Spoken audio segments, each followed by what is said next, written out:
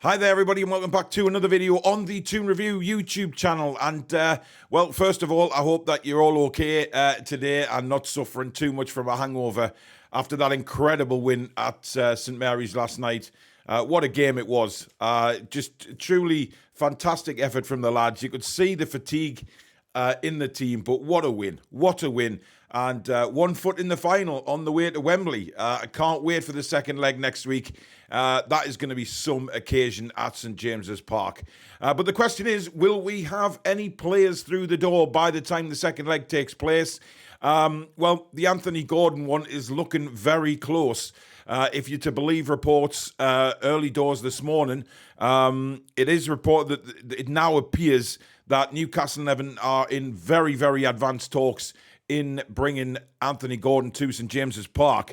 Now, the fee, whether you agree with this or not, I think it's a bit extortionate, to be honest, is around £40 million. That is what's being reported and banded around at the moment. However, the structure of the deal is what needs to be worked out. So basically, for FFP purposes, Newcastle United will probably look for a structured deal rather than an upfront payment. We know that FFP is a pain in the arse at the minute. Although it seems that Chelsea, etc., just aren't part of the FFP, they get round it by offering these extortionate long contracts. But, you know, for us, we want to do things properly. We want to stick by the rules, of course, because there's one thing guaranteed, is that Newcastle United will be scrutinised on every transfer deal they do. You can guarantee that they'll be keeping an eye on FFP and things like that, because they'll be itching to get one over Newcastle. You just know that's the case. However, they will want a structured deal in order to oblige the rules on FFP and not push themselves out of bringing anybody else in. It's a very important procedure. So at the moment, that is being negotiated. Now, interestingly, Anthony Gordon missed Everton training yesterday. Again, fueling the speculation that a deal is about to happen. Now, a lot of Newcastle fans I saw yesterday on yesterday's video that they didn't want him. All week, they've been saying that. Now, we have to think, what will Anthony Gordon bring to Newcastle United if he does sign? He's a good player. I'm not denying that. He hasn't hit the heights of last season, certainly this season at all, and been left out of quite a few starting lineups by Frank Lampard. However, everybody is also just having a rethink about it and saying, what can Eddie Howe do with Anthony Gordon? Because he's transformed so many players at the club already, and Anthony Gordon will be coming into a very, very strict regime by Eddie Howe. He will expect 110% in training and during matches and away from the football ground. He will expect his players to behave very, very well. Now, obviously, Anthony Gordon's attitude and temperament has been spoken about many, many times in different places. But, is he something we need? Certainly we need squad depth, okay? We do.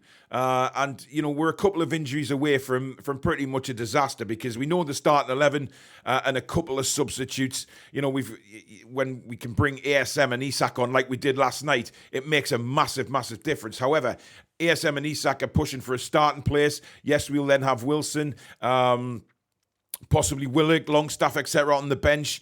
So it's getting there. But, Anthony Gordon, is he better than what we have? I think he is in certain aspects, better than certain players that we have. However, his temperament is always going to be that question mark, especially with what happened at St James's earlier in the season. He had that run-in with Trippier, and then, of course, Fabian Schär came in. But look, that happens on a football pitch. We know that. But it's different, I suppose, when he pulls on the black and white. He'll be a Newcastle player, and therefore, despite a lot of you fans not wanting him at the club, would you then just say, look, he's signed, he's a Newcastle United player now, he's ours, he's our little shithouse, and we'll support him because he pulls that black and white shirt on? Let me know in the comments what you think. That is the question today. Will you support Anthony Gordon once he's got that black and white shirt on? Because I've heard a lot of people say, if he wins free kicks and he's a bit of a shithouse for us, it's a very different kettle of fish to what he is when he's playing for the opposition, which I agree with 100%. When you see players who are arseholes for other teams, yet when they pull on your own shirt, things change. But 40 million quid is a lot of money, guys. It is a lot of money. So let me know what you think of the transfer fee as well. But that deal looks like it's going to happen. Now, Eddie Howe has said that he's convinced that ASM is now back to his best form. And, of course, he came on with Isak yesterday, and they both changed the game for Newcastle. There is no doubt about it. Maxi looked really hungry yesterday and went on some marauding runs, which we've seen in the past, of course, from Maxi. The one where he got the Southampton player sent off. It was just a marvellous, marvellous piece of skill. And that's what we're really wanting to see from Maxi. But it's the consistency. It's the consistency of Maxi doing this on a consistent basis, because he can do it. We know he can. But what he seems to have is a very, very good link-up with Alexander Isak. Those two seem to know where each other were lots of times on the pitch last night. And certainly, Bruno as well could pick the runs up of ASM and Isak very easily yesterday when they came on.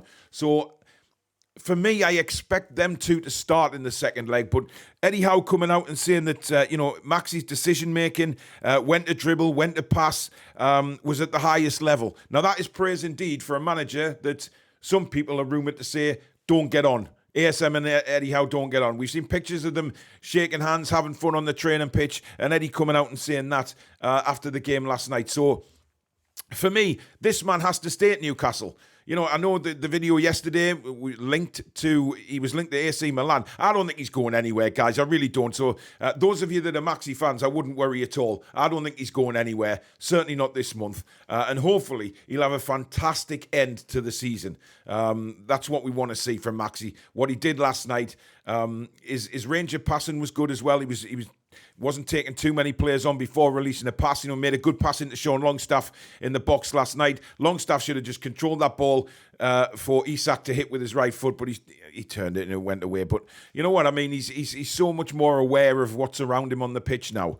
So that's another positive. Now, one outgoing that has been dragging on and on is the transfer of Carl Darlow. Now, we know that Huddersfield Town were deeply impressed with Darlow and wanted to take him on loan for the rest of the season.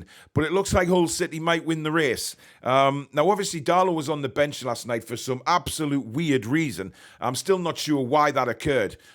We've got Karius there. Darlow is very much expected to leave this window. And yet he was on the bench. I didn't quite get that. However, it looks like Hull City may be the team to take him on loan for the rest of the season. Now, a loan fee and, of course, Darlow's wages may be sticking points because Darlow still has a couple of years left on his current deal at Newcastle United. So whether this is a loan deal with an option to buy, I don't know. Whether they're working out prices and valuations and things like that. But the wages probably are going to be more of a sticking point than anything else. We know what the previous regime did with contracts and wages. Just crazy for players that really shouldn't be on that amount of money. But listen, Carl Darlow's done really well for us, and I think in the end a deal will be struck, possibly Newcastle United paying some of Darlow's wages. Now, Nathan Jones, absolutely fantastic interview last night, and I felt I had to put this into the video today because it's very, very rare that you see an opposition manager actually compliment the opposition team.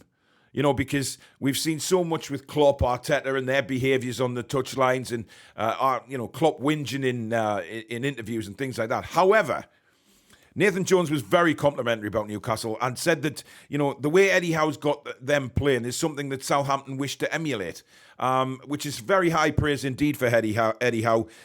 He said the big, strong and athletic, and on next week's second leg, he says it's a tough task for anyone in the world to go and get a result at St James's Park.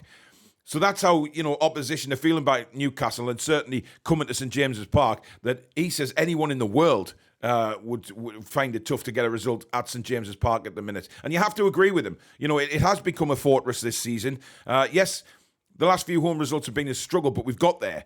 And scoring goals has been an issue. We missed chances again last night until the subs came on and we looked more dangerous, which is why I think Isak has to start in the second leg. But very nice, and credit to Nathan Jones, because he's under pressure down there already. He hasn't been in the job very long, and said some really kind things about Newcastle United last night, despite losing, and he'll have been frustrated.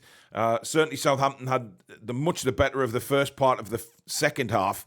And of course, had a goal disallowed for handball, which he said it was. He couldn't argue with that. So it's very interesting. Nathan Jones is obviously very complimentary, and you just wish that other managers were like that. Why can't there be? Now, a bit of negative media reports coming in this morning that talking about Maxi and his substitute appearance. He said that he's not very happy at Newcastle United's possibility of signing Anthony Gordon.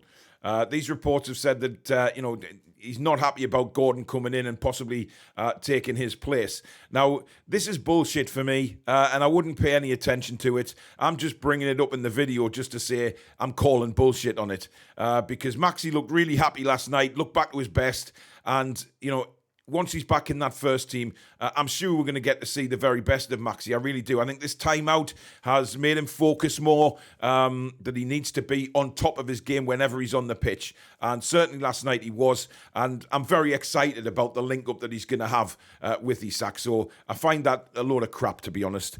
And finally, according to Italian media, now, take a hint on what I've said there. According to Italian media, who, let's face it, 99% of the time is just bull rot that comes out of their mouths. It was, if you go back to the summer and talk about Botman, the way they were saying, he's signing for Milan and it's all done, and it was never done. So take it with a very, very slight pinch of salt, this guys. But apparently, they're saying that Newcastle have had a bid rejected for Roma's Nicola Zaniolo. Now, of course, AC Milan were interested in Zaniolo, which is where the rumours of ASM coming in, because Roma wouldn't sell to AC Milan, therefore they were going to look at Maxi. But apparently Newcastle have looked at Zaniolo as well. Now the deal on offer there was apparently a loan deal till the end of the season with a £5 million loan fee and an optional £35 million fee in the summer to purchase him. So make of that what you will. It's very interesting that I haven't seen any UK media reports on it. It's coming from Italy. So again, like I say, take it with a big pinch of salt. But it's nice to be linked with these kind of players, definitely. Zaniolo's a great player. Would be a fantastic signing, don't get me wrong. But with it just being the Italian media reports, I'm not so sure, guys. I'm really not. But anyway, there you go. That is the latest news this morning coming out of Newcastle United. If you have enjoyed the video, please do hit that thumbs up button before you leave. It really, really does help the channel. And if you're new, please do subscribe. It is free to do so. We've had a wonderful influx of subscribers this week. Thank you to everybody who has recently subscribed to the channel. It means the world to us. Thank you so much. So if you haven't already, hit that button and also the notification bell, which will let you know when we upload, we go live, or we indeed schedule a live show. Now, if you're watching this on Wednesday, we will be back tonight, of course, with a full review of last night's game. That's going to be very interesting talking about it. It was a fabulous game. And of course, we'll give you the all-important player ratings. Join us in the live comments for that and see if you agree with those ratings. But in the meantime, guys, have an absolutely fantastic day and we'll see you soon. Take care.